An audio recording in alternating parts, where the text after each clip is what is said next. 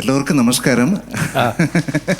എന്താ പറയുക, എല്ലാവർക്കും ഒരുപാട് എനിക്ക് എന്താ പറയുക, ഒരുപാട് സന്തോഷമുണ്ട്. കോമഡി മാസ്റ്റേഴ്സ് ഞാൻ ഇടയ്ക്കൊക്കെ കാണാറുണ്ട്. ഗോപിക എന്നല്ല കുട്ടികളുടെ നാദർഷിക്ക, എന്താ പറയാ, നാദർഷിക്കായിട്ട് ഒരുപാട് നാള് നമ്മള് പ്രോഗ്രാം ചെയ്തിട്ടുണ്ട്, ഒരുപാട് നമ്മൾ വർക്ക് ചെയ്തിട്ടുണ്ട്. കോട്ടയം നസീർക്കയുടെ മിമിക്രി കണ്ടിട്ട് ഞാൻ പണ്ടൊക്കെ മിമിക്രി ഒക്കെ ചെറുതായിട്ടൊന്ന് ശ്രമിച്ചു നോക്കിയിട്ടുണ്ട്. രാജീവങ്കള് എന്താ രാജീവങ്കൾ ഒന്നും മിണ്ടാതിരിക്കുന്നത്? എനിക്ക് ശരിക്കും പറഞ്ഞാൽ എന്നെ വിനീത് വിളിക്കുന്ന രാജീവങ്കൾ എന്നാണ്. വിനീത് എന്നെ എപ്പോഴാണ് കണ്ടത് ആദ്യം ഒന്ന് ഓർമ്മയുണ്ടോ? എനിക്ക് രാജീവങ്കളെ സത്യം പറയാൻ എനിക്ക് കുറച്ച് മറവിയുടെ ഒരു അസുഖമുണ്ട്. ഓർമ്മിക്കാൻ ഒരു ചാൻസും ഇല്ല. കാരണം 10-32 വർഷങ്ങൾക്ക് മുമ്പാണെന്ന് തോന്നുന്നു ഞാൻ ശ്രീനിവാസൻ വിളിച്ചിട്ട് ഒരു ഫംഗ്ഷന് കൂത്തുപറമ്പിൽ വരുന്നുണ്ട്. അന്ന് അവിടെ ഒരു വീട്ടിലാണ് താമസിക്കുന്നത്. അങ്ങനെ ശ്രീനിവാസൻ ഞാനും കൂടെ ചെല്ലുമ്പോൾ ശ്രീനിവാസൻ എൻ്റെ അടുത്തുണ്ട്. ഇതാണ് വിനീത്, എൻ്റെ മോൻ എന്ന് പറയുമ്പോൾ ഒരു അരഞ്ഞാണം മാത്രം ഇട്ടിട്ട് ടീച്ചർ അമ്മ ശ്രീനിവാസൻ്റെ വൈഫ് ഇങ്ങനെ കയ്യിലെടുത്ത് വെച്ചോണ്ടിരിക്കുന്നത്. എന്നെയൊക്കെ നോക്കിയിട്ട് പേടിച്ച പോലെയുണ്ട്. അപ്പം ശ്രീനിവാസൻ്റെ വൈഫ് പറഞ്ഞു, ദാ അച്ഛൻ വന്നു നോക്കുന്ന ശ്രീനിവാസൻ ചൂണ്ടി കാണിച്ചപ്പം വിനീത് പറയാണ്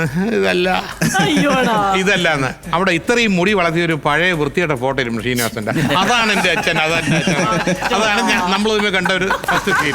ലൈവായിട്ട് പുള്ളിയായിട്ട് അങ്ങ് ജീവിക്കുവാനാണ്. 5-ാം പാതിരയിലെ കുഞ്ചാക്കോ ബോബനും ജിനു ജോസഫും തമ്മിലുള്ളൊരു രംഗം.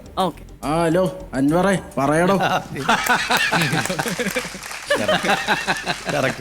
അല്ലേട്ടോ, എൻ്റെ ഒരു ഗഡ് ഫീലിംഗ് ആണ്, ശ്രദ്ധിച്ചു കേൾക്കണം. ഇത്തരം സിഗ്നേച്ചർ കൊലപാതകം നടത്തിയിട്ടുള്ള ലോകത്തിലെ ഭൂരിഭാഗം കൊലയാളികളും ഒന്നുകൊണ്ട് നിർത്തിയിട്ടില്ല.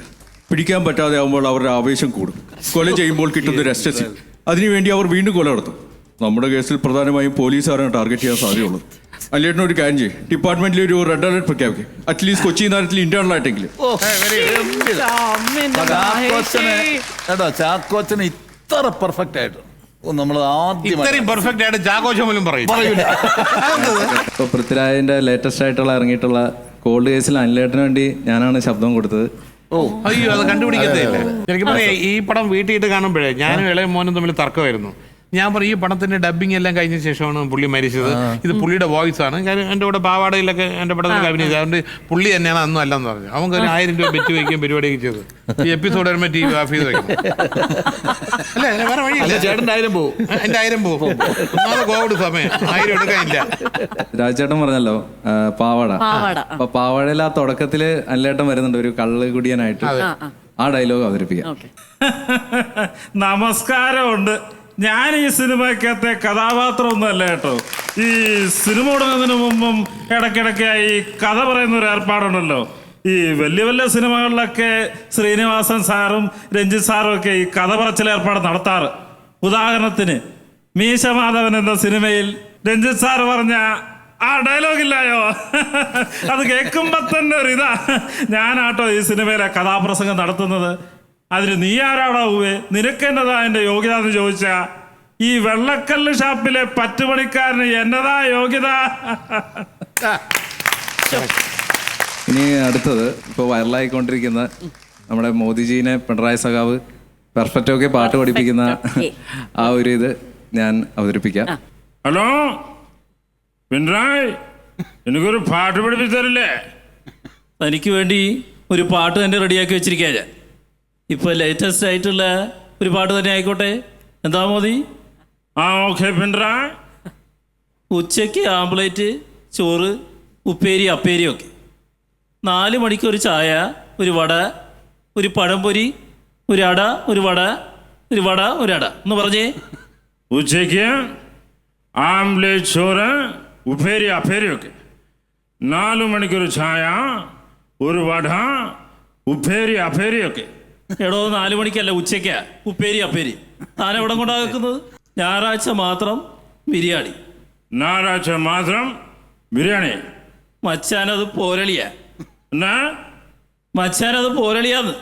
മച്ചാനത് പോരളിയാ.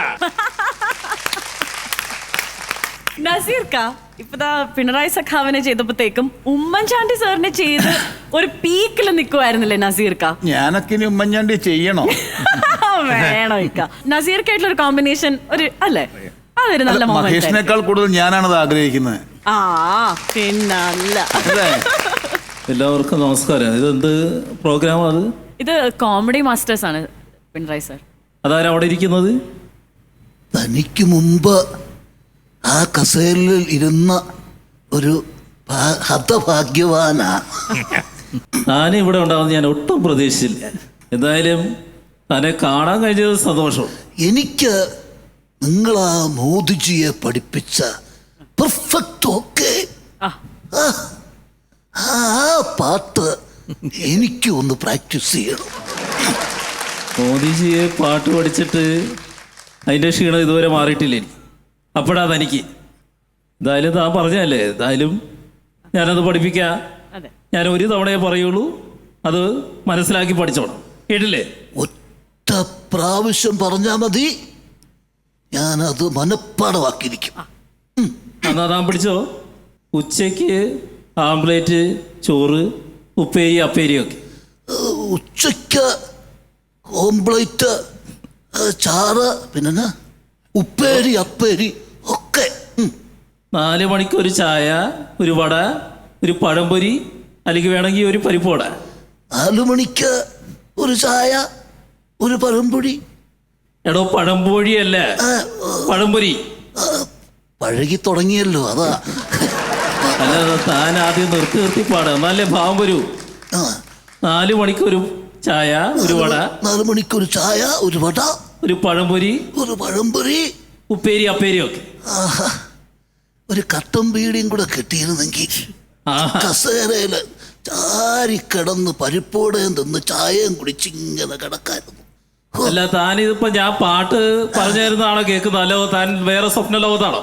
അല്ല, ഇനി പാട്ടൊക്കെ പാടി ഇതേപോലെ പഴംപൊരിയും ചായയും ഒക്കെ കുടിച്ചിരിക്കാം. അടിച്ച് പൊളിച്ചു.